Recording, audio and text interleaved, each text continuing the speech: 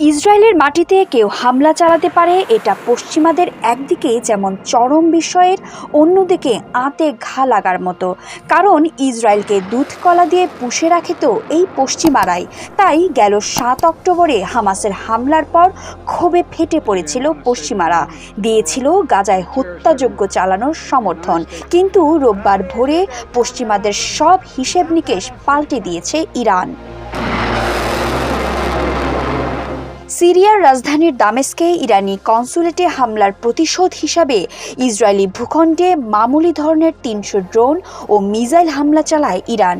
বাস এই এক হামলাতেই বদলে গেছে ভূরাজনীতির হিসেব নিকেশ। রীতিমতো দৌড়দৌড়ি শুরু হয়ে গেছে পশ্চিমাদের মধ্যে। ইঙ্গো মার্কিন জোট, ফ্রান্স, জার্মানি সব দেশই এখন ব্যস্ত সময় পার করছেন দাঁত চিরবির করতে থাকা নেতানিয়াহুকে শান্ত রাখার চেষ্টায়।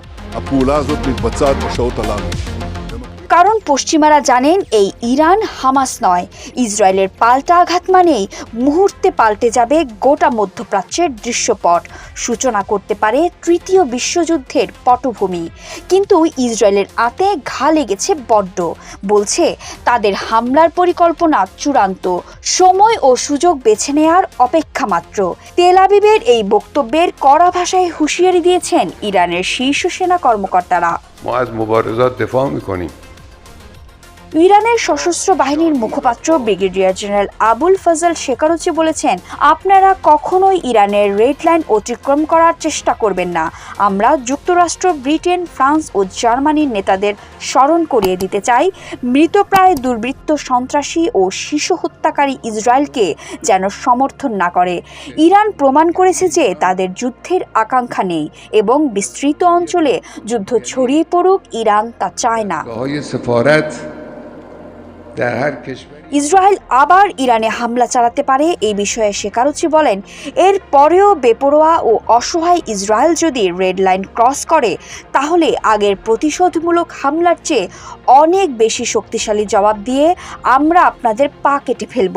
সোমবার ইরানের জাতীয় সেনা দিবস উপলক্ষে দেয়া এক বার্তায় ইসরায়েলকে সতর্ক করে এসব কথা বলেন তিনি।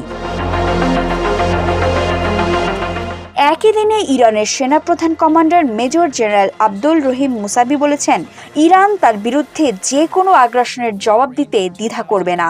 তিনি আরও বলেন, ইসরায়েলি আগ্রাসনের বিরুদ্ধে ইরানের দৃঢ় প্রতিক্রিয়ায় নিপীড়িত দেশগুলো, বিশেষ করে ফিলিস্তিন এবং গাজার সহনশীল জনগণের জন্য আনন্দ বয়ে এনেছে।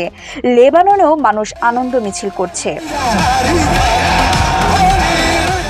ইসরায়েল যদি এবার ইরানের বিরুদ্ধে কোনো ভুল করে তাহলে তেল আবিব মাত্র কয়েক সেকেন্ডে তার জবাব পাবে বলে হুঁশিয়ারি উচ্চারণ করেছেন ইরানের উপপররাষ্ট্রমন্ত্রী আল বাকিরি কানিও।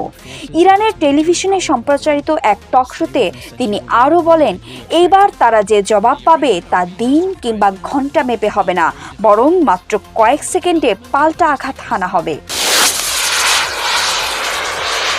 বিথি দাস, ৭১।